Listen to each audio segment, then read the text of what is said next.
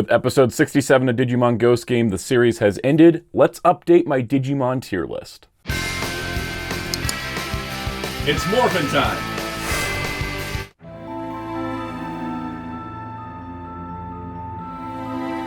Hello, this is Soundout here, and today we're going to be updating my Digimon tier list. Now, for those that did not catch the original video, I encourage you to watch it if you want to know my reason for rankings.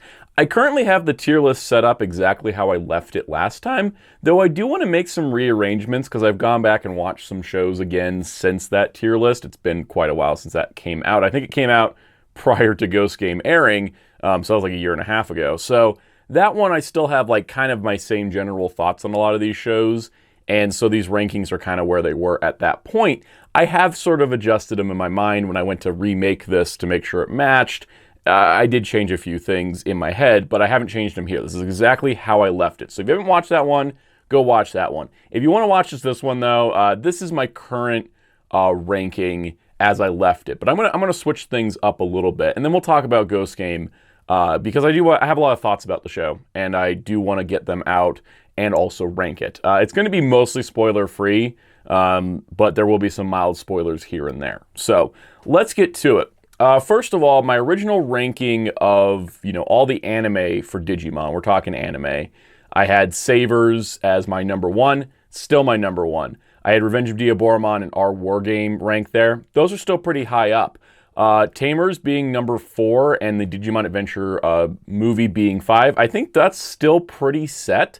Though I am really tempted to move Frontier up, actually, because I start watching Frontier in Japanese, and I really appreciate the dub. I think that in the Japanese version, some of the, because most of the Digimon dubs, to be honest, are really close, like the Japanese and English. There's very few changes between them, honestly, when you look at like the broad picture.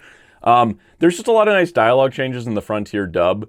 Whereas the sub version, has some other moments that I think they cut out of the dub that I think were good. There are moments of Izumi and Junpei that kind of don't play that well, but the Frontier dub kind of cut those out. There's like a scene where they're climbing a mountain and Junpei's like, "Oh yeah, you should go up first because you're the girl," and then she's like, "No, because you're looking at my skirt," and it doesn't play well. I think it's a little bit creepy on the part of Junpei, so I think like JP, the English dub version, is a little bit better. But I just really do like Frontier. I really like Frontier a lot, and the more I've thought about it, the more I kind of want to move it up. So I'm going to move Frontier up and move Digimon Adventure down. Not to say that movie's not great, but it is. I just think Frontier needs to be in my top 5. I haven't finished the Japanese version yet. I'm currently watching it. I'm kind of waiting for my D-scanners to show up from the Super Complete Selection Animation. So, I kind of moved it up in that regard. Speaking of Super Complete Selection Animation, if you're watching this, I like to promote these things early because if you may not stay to the end of the video, but if you want to see me review the Super Complete Selection Animation D-Arcs, I have the red, blue, and green ones.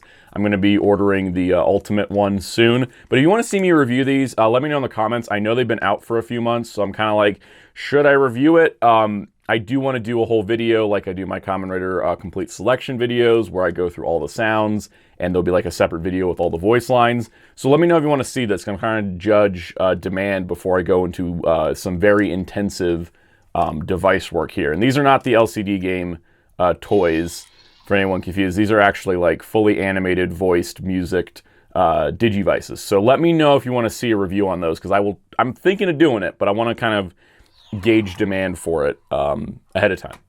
Anyways, back to the rankings. I've been thinking about like why I put Season 2 of Cross Wars up so high. I did really like it, but I do not like it more than 02. I do like 02, even with 02's flaws. I think 02 should go above Cross Wars Season 2.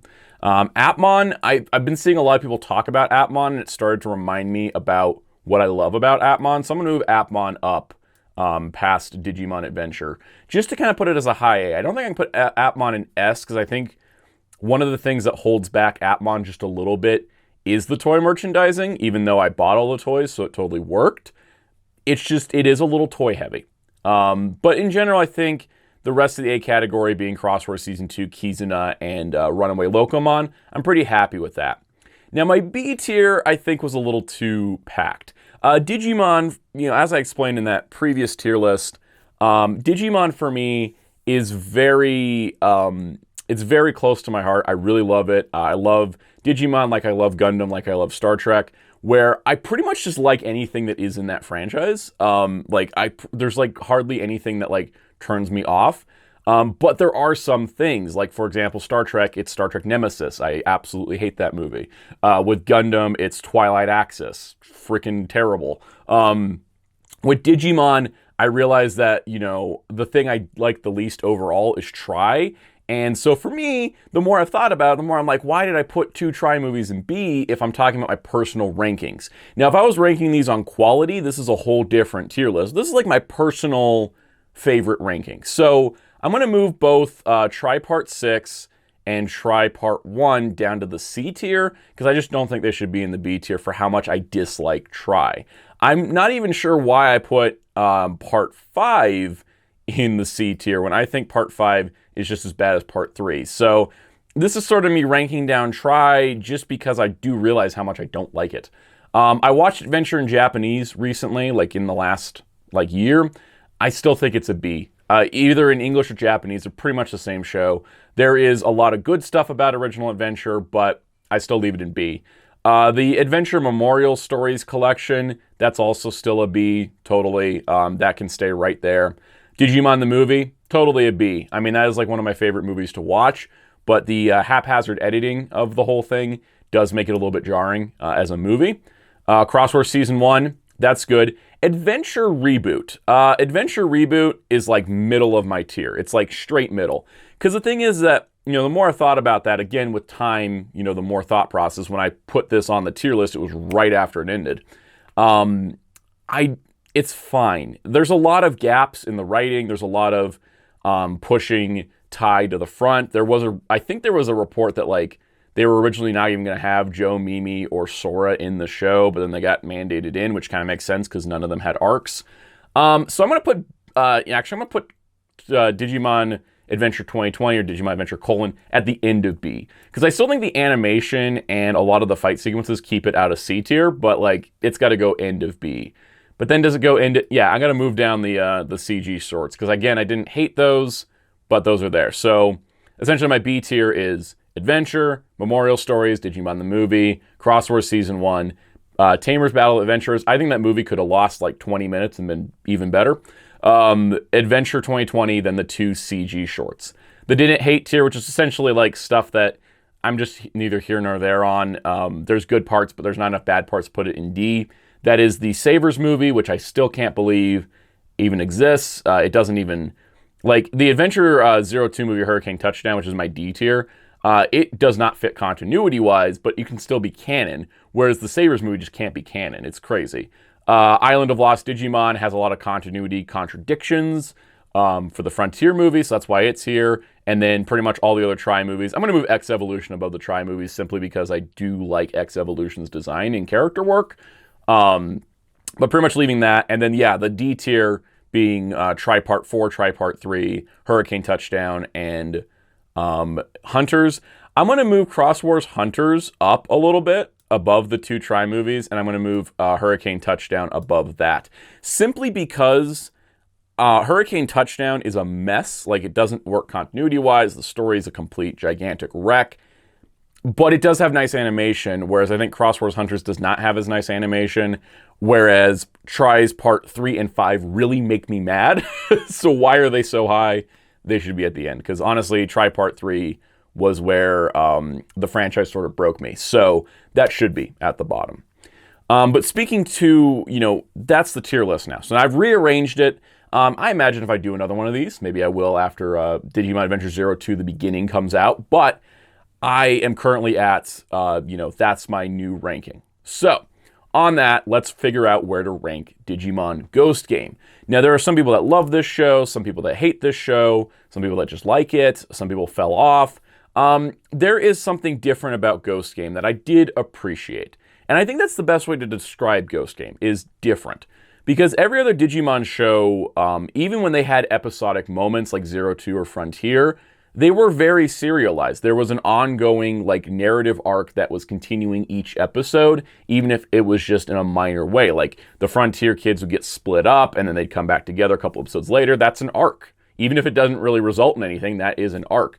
Or in general, Frontier trying to collect the spirits, or in 02 trying to collect the Digi-Armors or take down the pillars and whatnot. That is stuff that, you know, even though they're episodic and those episodes take independently, they are going towards a goal. Even Appmon. Appmon was very much an episodic show for the most part, but because they were collecting Appmon chips and those chips were used in evolutions and those things kept moving forward and the villains were carrying it, that's what kept it going. Now with Ghost Game, it is a true, pure, absolutely 100% episodic show. The only episodes that actually connect one to another in like an actual narrative sense are the last 3. And so for that reason, I think Ghost Game is sort of not what Digimon fans come to expect. And for me, I think that that was something I really liked. It's sort of like, not to compare to Star Trek, it's a very different franchise, but Star Trek Strange New Worlds has been a breakout hit on Paramount Plus.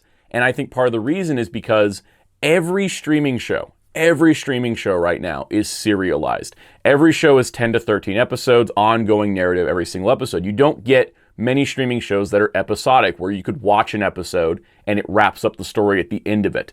Star Trek Strange New Worlds did that, which is kind of going back to an old Star Trek thing that the original series, Next Generation, Voyager, and Enterprise did. And actually more like Enterprise, it carries forward character elements episode to episode. Like, for example, something happens to a character, like a major character death happens and that's affected a character, they'll carry that forward into future episodes. And that's what's really great about episodic storytelling, is that you don't have to have, here's a 50-part story. You could have like, here is a 50 different stories, but you see the character arcs grow throughout it. And so with Ghost Game, it sort of hits different for me because I'm sort of tired of serialized storytelling. Star Trek Strange New Worlds broke a convention because Discovery, Picard, Prodigy all were serialized shows. Every episode led into another, pretty much, whereas Strange New Worlds and Lower Decks sort of are more episodic with the character growth. So Ghost Game kind of fits in that bubble, where it's episodic, where each episode is a different thing. You don't have to fight the same villain every week. You don't have to solve the same mystery every week. It's kind of cool that way. I did really appreciate Ghost Game going episodic, simply because that meant watching it on a weekly basis. I don't know how it is binge, because I never did that. I watched it weekly. Watching it on a weekly basis, it was kind of like, oh, what are they going to encounter this week? And so I really did like that.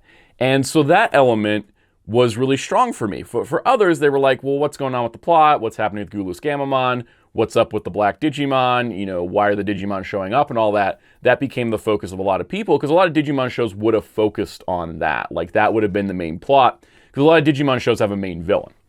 But with Ghost Game, it has no main villain in the general sense. You don't have, like, a villain going in the background going, oh, I sent this Digimon this week. You have to wait to find out that answer. And 67 episodes is a long time to wait for that answer, because essentially they do all the plot stuff sort of at the end.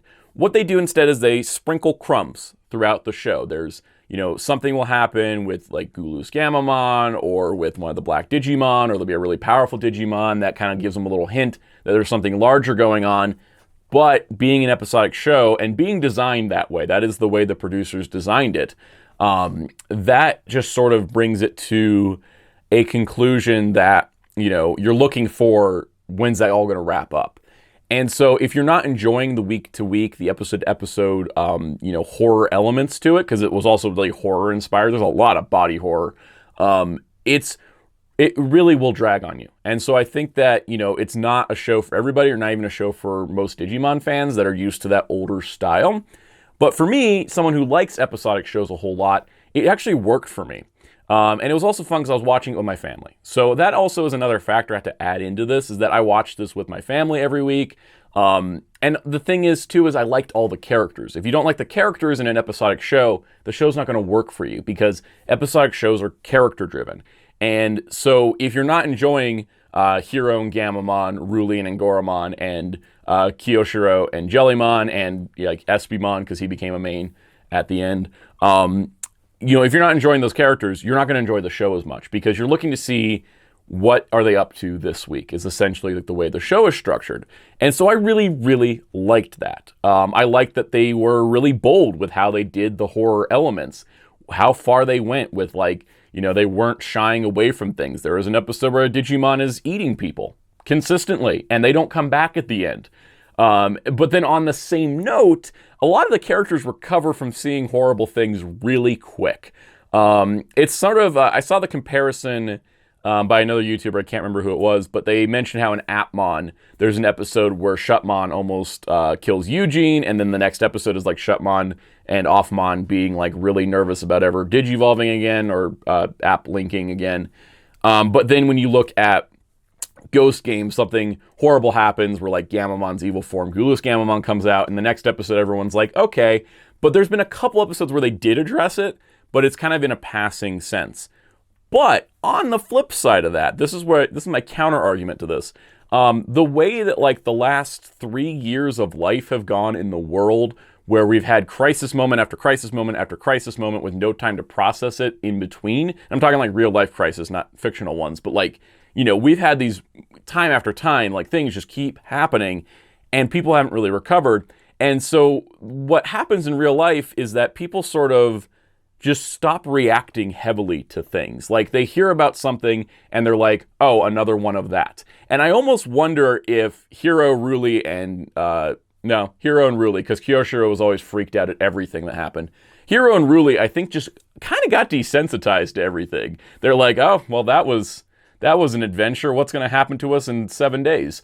That kind of thing, I think, maybe was an element, and it maybe not have been intentional, but that's kind of how I took it, was that it's sort of like how we've been processing things in real life, which is kind of going, what's the next thing that's going to happen? But I also think that in general, it's got this dynamic of Hiro is, really courageous and brave, but kind of not really worried about the dangers. Ruli is smart and doesn't really think about the possibility of danger. She's too caught up in the mystery. And Kyoshiro is like their giant like warning alarm going, hey guys, everything's probably going to kill us. And he was right like 98% of the time. But he would learn to have his moments of courage and to pull through. And then also on that side, I think the Digimon were the most developed Digimon as separate characters. Like Jellymon has her own life separate from Kyoshiro. She doesn't have like a codependency thing going on. Like she runs off and is like running a business or, getting Digimon places. She was like making money on the side with like an app development company. And Goramon has like this whole arc of him helping the other Digimon and like communicating with people. And Gamamon was like learning to be a little person and trying to figure out how to go out on an errand and figure out what direction a map goes. Those kind of things were like, I thought that like, unlike other Digimon shows where the partner and the Digimon all had like this, they had the same arc together. Like they carried their arcs together. I think that all 6 of the main characters had their own arcs separate from each other, and I think that added just a really cool element to the show. So overall, I think the ending was a bit rushed. The last 3 episodes, it was great to finally get some wrap up on stuff, but it did feel like they were told really quick. Like they're like, oh, your show's got to be done by, the end of March because we have a new show taking your time slot. And they're like, okay, cool, we got 5 episodes left. And like, oh, sorry, you have 2 weeks of hiatus due to a marathon. They're like, 3 episodes, okay, because the last episode, and I'm not even joking, has a bit of an exposition dump to kind of explain a lot of things. And the characters, and this I've not seen. I've seen people go like, oh, this show rushed its ending. This one did, because there was a scene where the characters are talking about exposition, and they start talking like this. And so because of this, we have to the digital world and this thing, we go to this thing and that thing, and we go this and this and this, and that was the actual speed at which they were speaking to get all the information out in the limited time they had. And I also wondered why they didn't cut the opening and ending credits and just like put the credits over the episode if they needed time, but maybe they weren't allowed to. It was kind of strange. But overall, Ghost Game for me, and for all the elements that I described and everything I loved about it, even with its downsides and even with its arc, there was an arc where like basically nothing happened because this frickin' Vital Bracelet got delayed and Bandai just was like, you can't debut the Megas till we get this out, and this was a month late. It threw off a bit of the pacing, I think. For me, this is still going to be an A tier, above 02, above the adventure movie, under Appmon, because Appmon was a bit more of a polished product. But Ghost Game is an A tier for me. And that is my current ranking. This may change in the future, but I hope you enjoyed this. I tried to keep it brief. The last one was 50 minutes. This one I'm trying to get in under 20. But thank you for watching. If you enjoy my ranking, leave your own ranking down below. Tell me if you want to see these Digivices in a video. I'll totally do it. Be sure to hit the like button and the subscribe button, the notification bell while you're down there. Check out my live streams Mondays at 5 p.m. Eastern here on this YouTube channel where I talk about Digimon and all kinds of things. You can also find me on social media at Instagram, Twitter, and TikTok at Soundout12. And you can also find HeroClub at hero-club.com and my awesome graphic designer on Twitter at darkclaw643. And just like Ghost Game, I'm wrapping this ending up really quick. Until next time, this is Soundout saying goodbye.